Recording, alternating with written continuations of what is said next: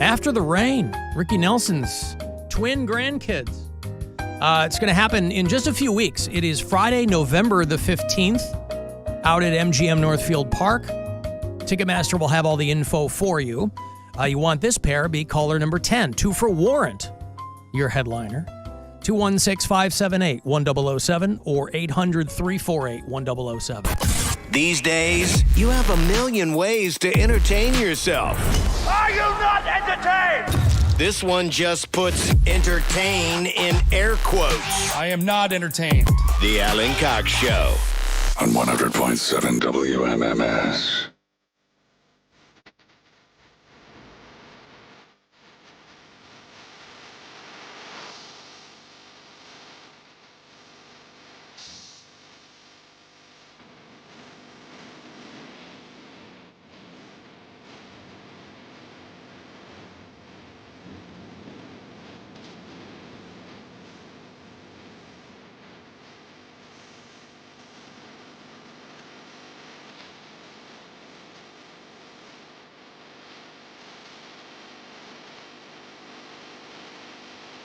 Ozzy Osbourne, not always doing topical material, but he was in the late 80s. First album with Zakk Wylde. It's called No Rest for the Wicked. Great album. Might be my favorite Ozzy record. And the lead-off track was called Miracle Man. It was his big takedown of Jimmy Swaggart, who had been a long-time critic of people of Ozzy and his ilk. And, of course, Jimmy Swaggart was the guy, garden variety televangelist, but this was a dude who got caught in the 80s in a motel room with some woman, and then he went on television and cried, and it's kind of an iconic moment back then.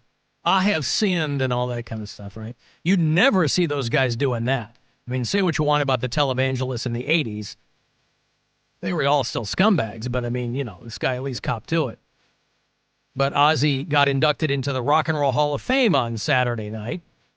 And I was listening to a clip of Ozzy, and I couldn't tell you the last time I heard Ozzy sound intelligible. Like, it barely sounded like him because it wasn't as...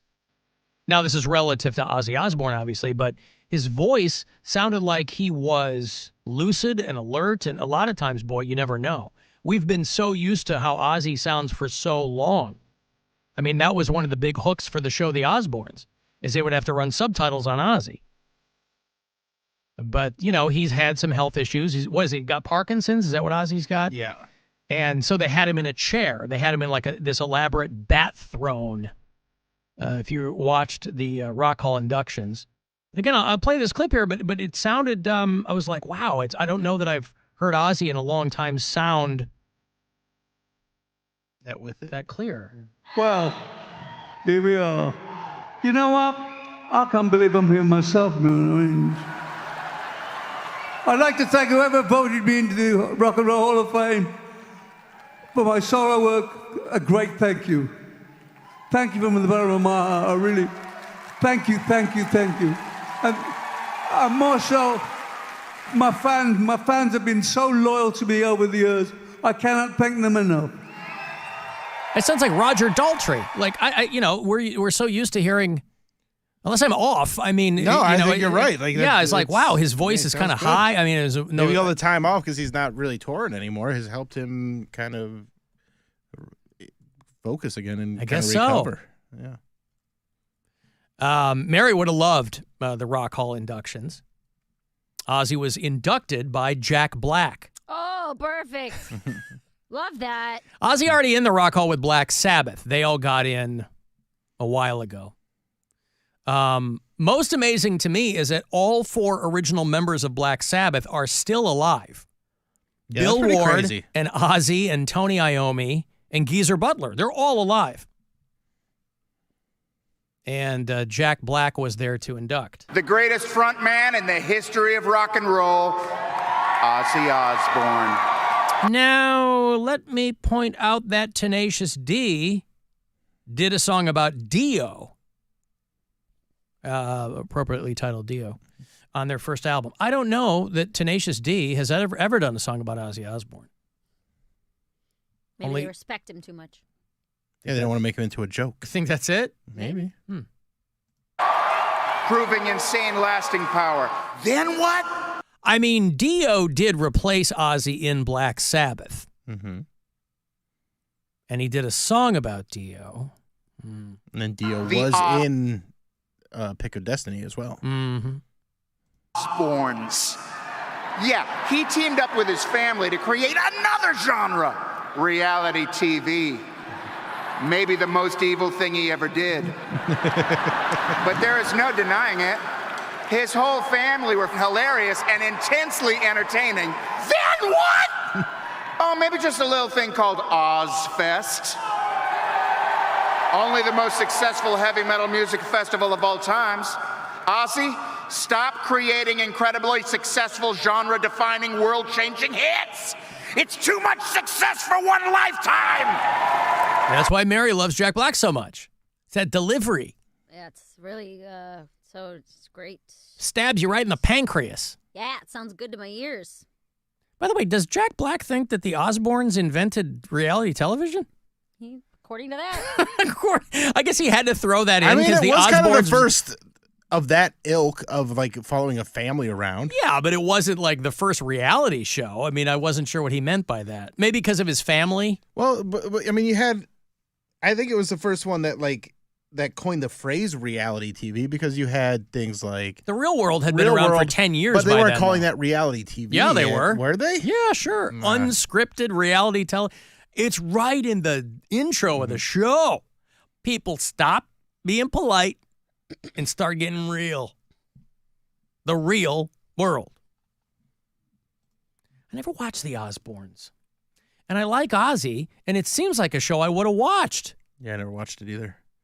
But I would, if I was somewhere and like it was on, or, you know, I'd be at somebody's house and it was Osbourne's on, I was like, oh God, it's everybody's screaming at each other, and I don't know. There were a couple episodes I caught here and there because I think it was on MTV. Yeah. It was on a channel I didn't have because we didn't have cable. So when I was like at my friends' houses, I would watch it. But there was one, I don't know who was trying to give him direction on one of his concerts. They're setting up like the stage and going over how they wanted the production to go. And I think it was Sharon suggested, like, instead of fog, he used bubbles. I remember that. Yeah. Like, I'm the prince of effing darkness. I can't have bubbles. I was like, so mad that she would even suggest bubbles. That was funny. like the main point of that whole show, was that he just kept going back to the bubbles. Well, and it was only 4 seasons. And I guess for some reason I thought it went on a lot longer than that. It was on March of 2002 to March of 2005. They did 4 seasons in 3 years. And I was like, wow, I thought that show was on a lot longer than that. But then, you know, Sharon was doing her own thing. She had her own talk show, and she did America's Got Talent. I think she was part of the original lineup of that show. Maybe not. She replaced somebody else. But Sharon, in her own right, has been, you know, a celebrity. And then they had the daughter that wanted nothing to do with it. Right? Kelly was in it. Jack was in it. But they had a daughter named Amy, who I think was the oldest child. And she was trying to, oldest with Sharon. Ozzy's got kids with other. But she was like, no, I'm really trying to kind of do my own thing. I never even knew about her. Yeah, but I just bet. found out right now. Yeah. I bet she would have been a lot more successful. She was trying to be a musician. And I get where she's coming from, but I mean, the Osbournes ended up being like the highest rated MTV show ever at that time. And pre-Jersey Shore, I think, and all that. They're doing, or I don't know if they're still doing it or not, but they were doing like a rewatch podcast with all the Osbournes, and Amy Miller, who's a comedian, was hosting it and watching the episodes with them. And then they would talk about like what got cut or behind the scenes or whatever. All 4 of them, Sharon, Jack, Kelly, and Ozzy, and Amy Miller. Yeah. I love Amy. She's great.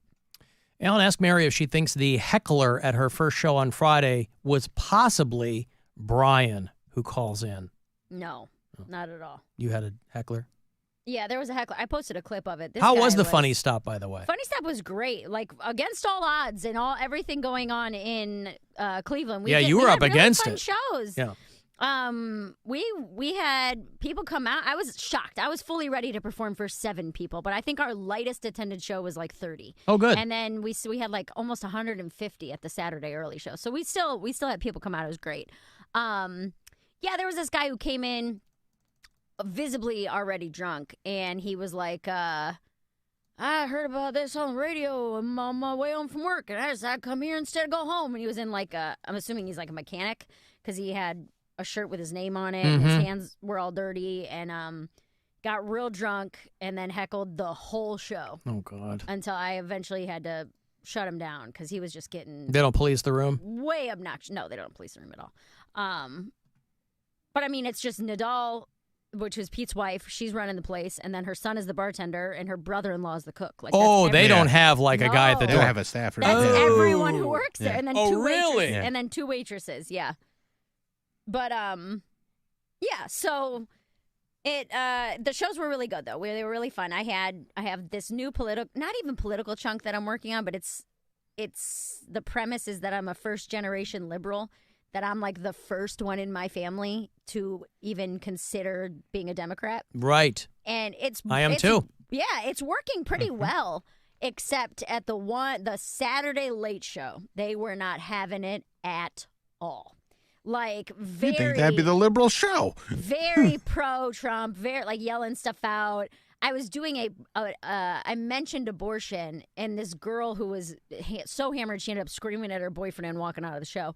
I mentioned being pro-abortion, and that being one of the things that swayed me. Not pro-abortion, that's a crazy pro-choice. thing. Pro-choice, yeah. No, not pro-abortion. I'm pro-abortion. Yeah. I'm not out here like, The more you can have, the better. Yeah, no, that was a crazy At any thing. stage. Being pro-choice, and I don't know if she heard me wrong, but she just goes, "What about rape?" And I was like, "What? Like, what are you Not right talking now, about? ma'am, but see me after the show. Thank you. Appreciate the offer. That was really the only show where because that new chunk is about 15, 20 minutes right now. It's the majority of my show. That's a lot to plow through if they're not liking it. That was the only one where it didn't go well. Because I pretty much am playing the middle. Like, hey, here's where I came from. Here's where I'm going. I'm 35. I'm starting to question things for the first time. And it went really, really well all weekend except that show. I don't know if they were tired. I don't know if they were drunk. I don't know if it was just like, we're not into politics or what. But yeah, it was a good weekend. Thank you to everyone who came out.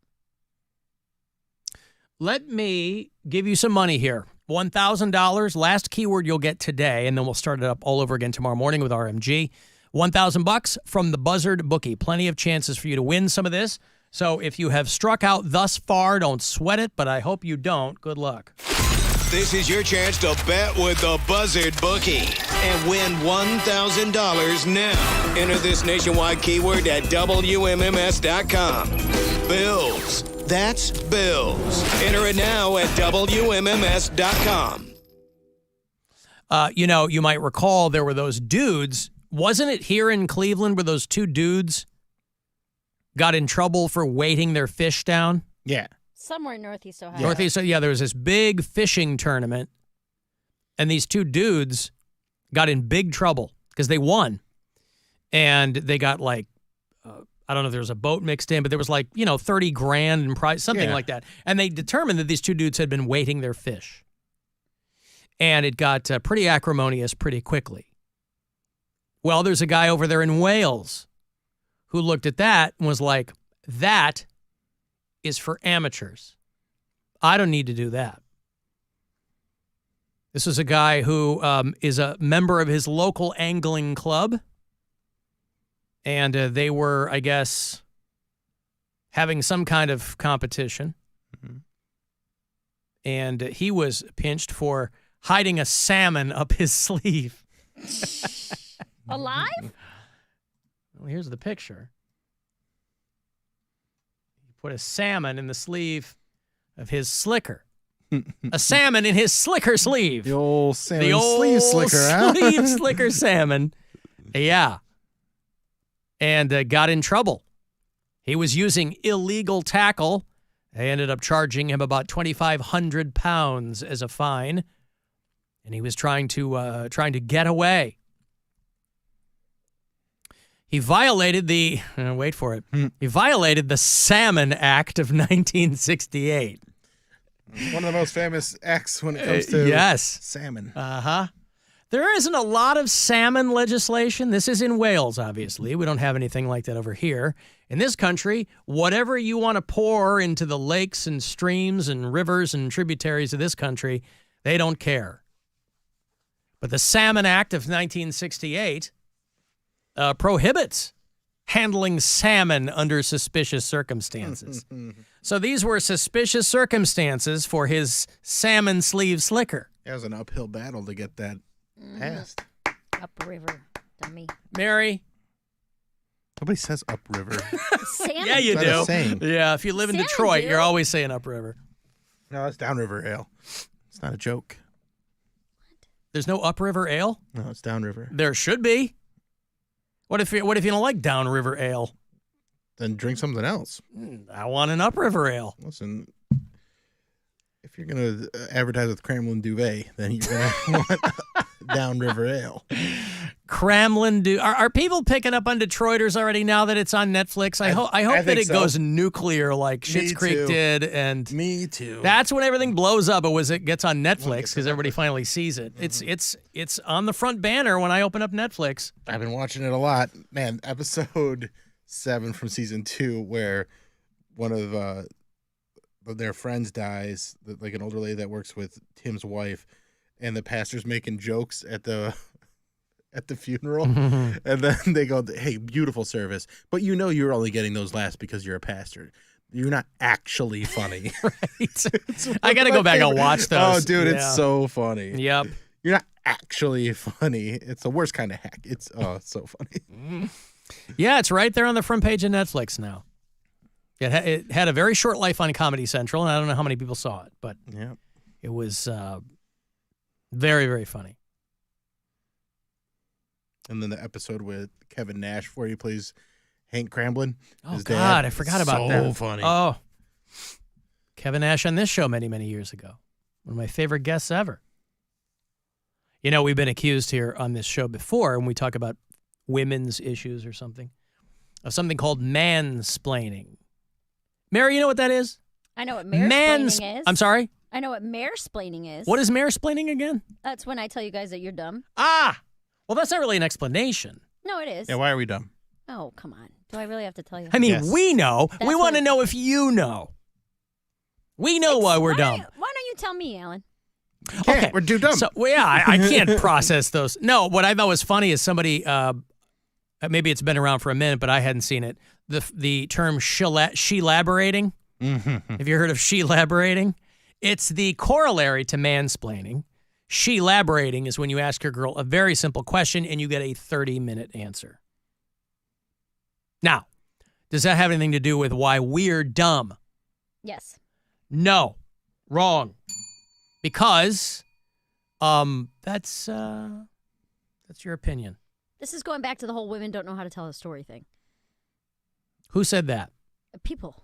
People? People have said that Oh. women give too long of answers, or they'll tell you about their day. You say, "How was your day?" and they give you a long some answer. do, but some guys do the exact same thing too. Right. Yeah, I feel like that's just like a lot of people are bad at telling stories. Yes. Or they tell you the same stuff all the time, or get sidetracked and tell you stuff in details that aren't important to the story. But I always thought of it too as, in their defense, if your girl gives you a long answer, it's because she hasn't been able to tell anybody else, and she feels comfortable telling you and venting and getting all those details out, irrespective of how relevant they are to the story. Right? Yeah. If Brian were to ask you a question and you gave him a 30-minute answer, might not be his favorite thing, but he's trying to be supportive. Yeah. He's actually the long-winded one. Well, you know how to do it for your job. Right. Yeah. Yeah. Like when he tells me something, I'm like, oh, Brian. Get to the point. I know that's Come the worst when Yeah. you're listening to on. somebody and you're like trying to, but you kind of have word economy in your brain Yeah. and you're like, okay, but what happened? Okay, but then what? Or I'm just like, okay. He takes like long pauses sometimes where he'll be like Collecting in his the- thoughts, or is that Yeah, I for don't dramatic know. effect? No, they're not dramatic effect. He'll like take a long pause, and from doing radio, for doing stand up, I'll like interject, or I'll like try to move it along, or I'll be like, Right. oh, and then this happened, and he'll be like, you never let me finish, blah blah, you do this all the time, and I'm like, dude, I can't listen to this for 15 minutes. Like, you got to tell me. You know what it's like? You're never supposed to finish a stutterer's sentence. You ever known someone with a stutter? Yes. Like a pronounced stutter. Or just like a speech impediment. You're never supposed to finish what they're saying. You let them say it. But if you're listening to somebody, your brain is trying to fill in those gaps. Brian doesn't have a stutter, does he? No, I don't think so. I mean, I bet you know by now. I bet. It might come out one day, but if he does, he's been hiding it very, very well. Has he ever described a sick relative as having a heart attack, Yes, he actually wrote that. Mm-hmm. I don't know if that constitutes a stutter, but it's pretty good. That was my pause for dramatic effect, Mary. Good job. I'm going to take a break here. If you want to send me a text, 35192. You want to watch live, you can do that. Find the Alan Cox Show YouTube channel.